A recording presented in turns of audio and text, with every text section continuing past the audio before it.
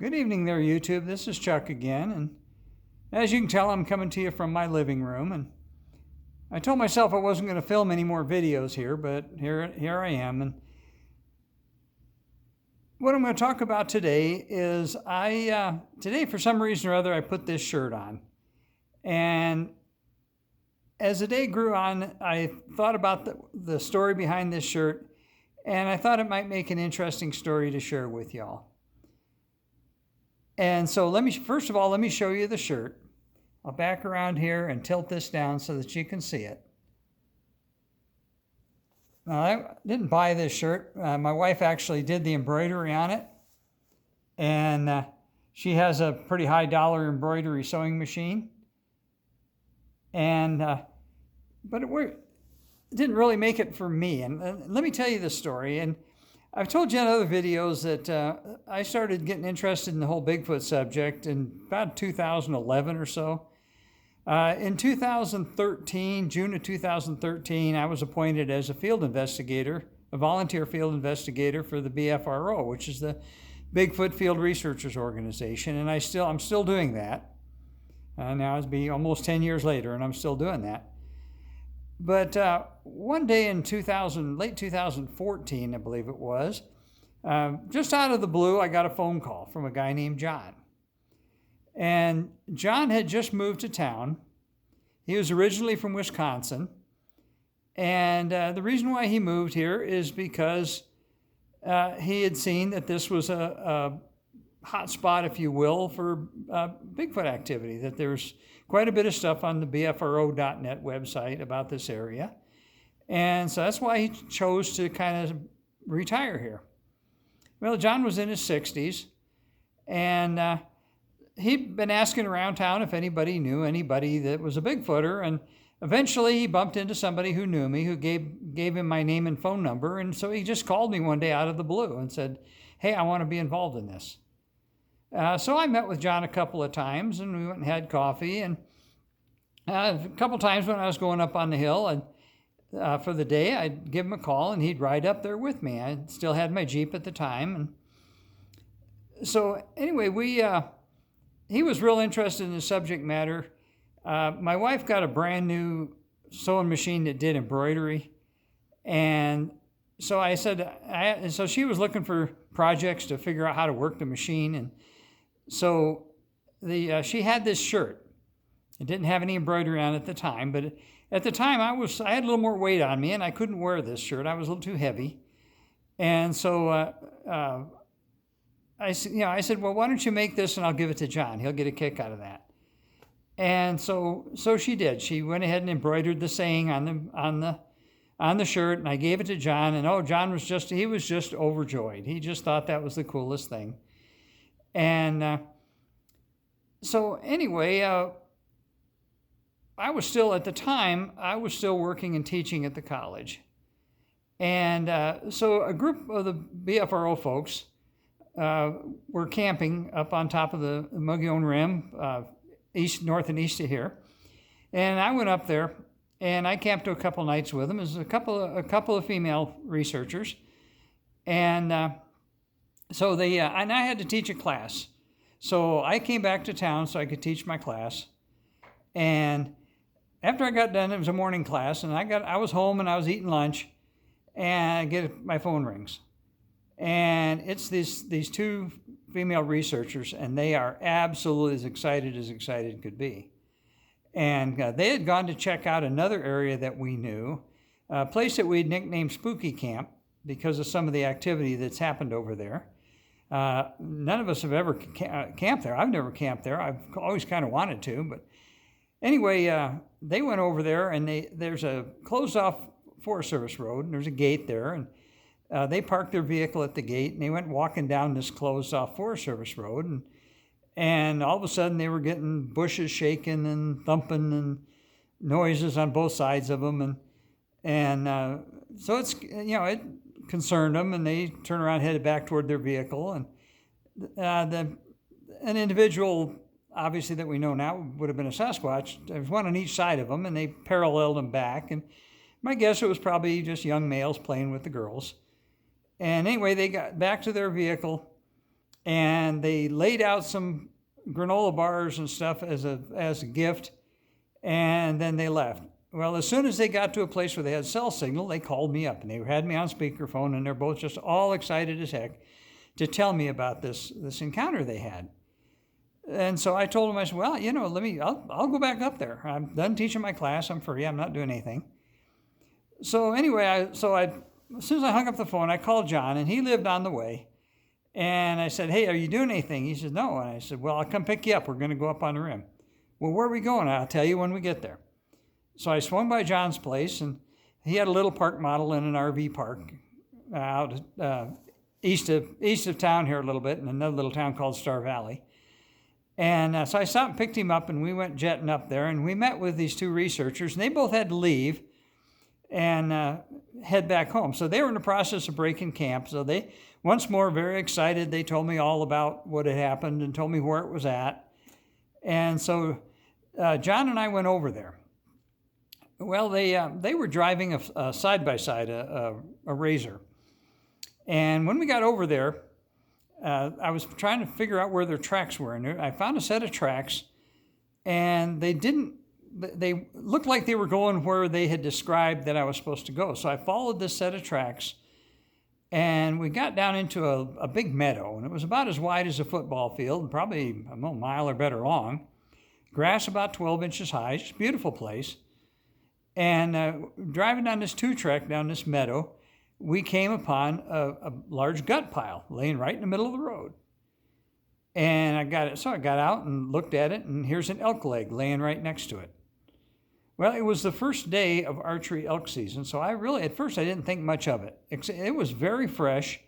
It smelled like a butcher shop. It hadn't started to decompose yet. It was covered with flies and meat bees. And I picked up that elk leg and looked at it, and it was still supple. The skin on it hadn't started even getting hard yet. It hadn't dried out yet. And I noticed right away it was part of a front leg.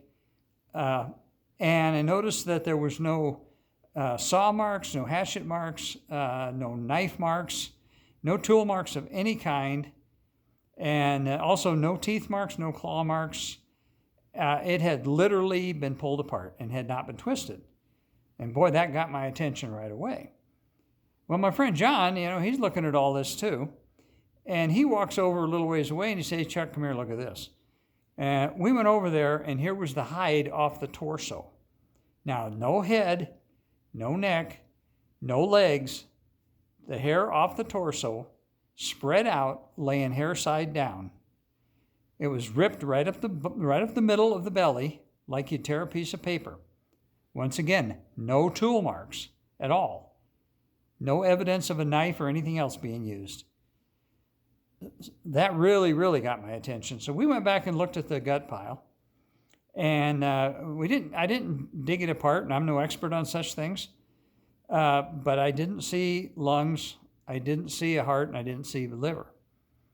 Now, we're of the understanding that when the forest people do make a kill, they don't do it very often for other reasons, but when they do it, it's kind of a ritualistic thing, and the one that does the kill eats the liver and so forth, and all those organs were gone. They're very rich with blood supply. They spoil very rapidly. They have a lot of nutrition, and so the story is that that's the first thing they eat. Well, there was nothing else of this thing left there. Oh, and there was no blood. So it was obviously killed somewhere else and brought there and dumped. Well, we looked around, and in the grass, here's this big bipedal footprints heading up the hill to the west. So I I did a quick photo documentation of it. It was already mid-afternoon. We're still looking for this place where these two female researchers had told me that their activity had happened at.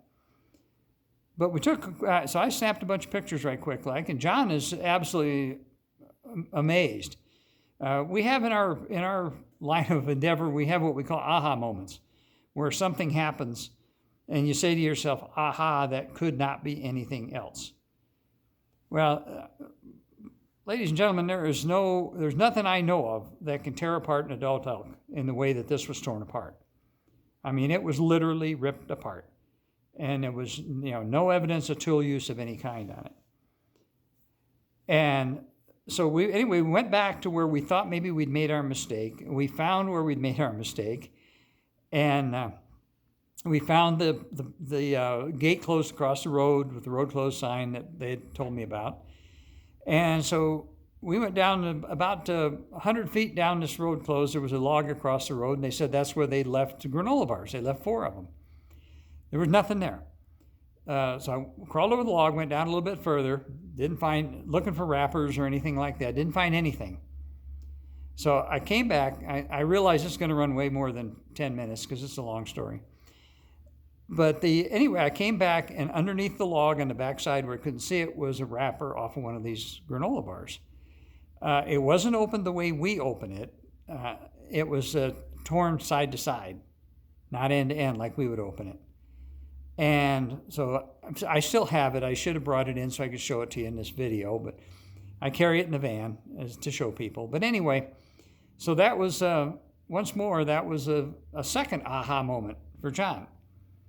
There was 2 things. Well, we went looking around, and to the west of this place, and there'd been evidence that people had camped there. And off to the west of there, a couple 100 feet, was a blind. But the blind was turned around facing the camp. And once again, no evidence of tool use, no evidence of tied together with twine or anything like that. And it was the type of blind that we know that the Sasquatch people, the young ones, they'll build when they want to watch something. And it was perfect. It was absolutely perfect. John looked at that, and oh my goodness. So that's aha moment number 3 for him in that day.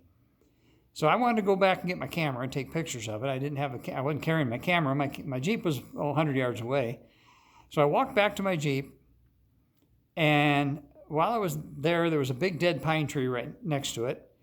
And so I got out my knocking stick. In those days, I did wood knocks. Don't do that anymore. I don't need to. But anyway, so I got my knocking stick out. It was a hickory pick handle is what it was. And I hauled off, and I nailed that big old tree and got an excellent, excellent wood knock, echoed in all directions. And I put the stick back in the Jeep, and I started walking back over to where John was at.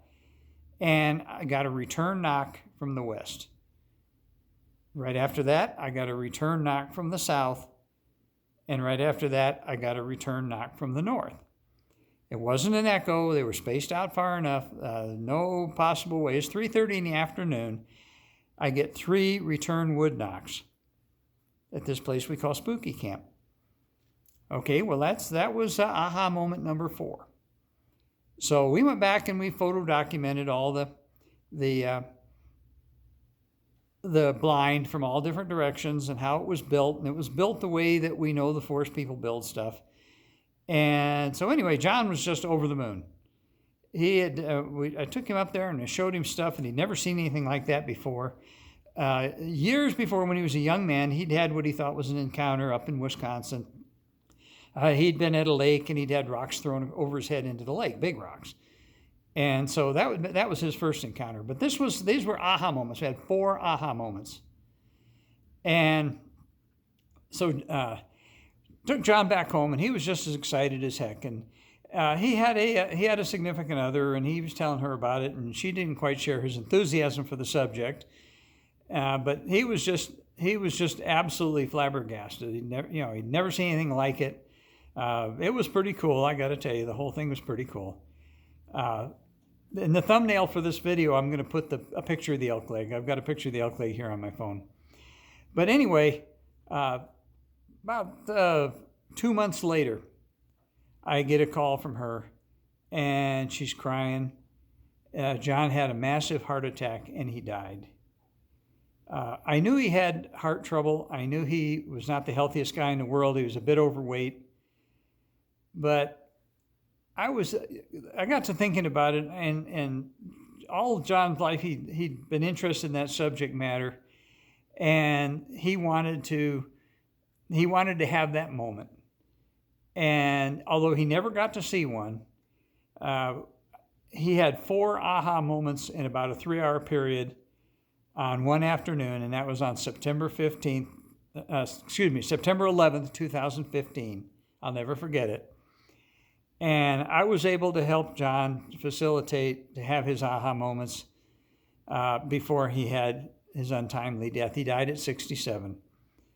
So, John, my friend, rest in peace. Thinking about you. I meant how I got the shirt back. I didn't say that. About 6 months later, John had a collection of magazine articles and books and all this kind of stuff on the Bigfoot subject. He was quite interested in it and had been for many years.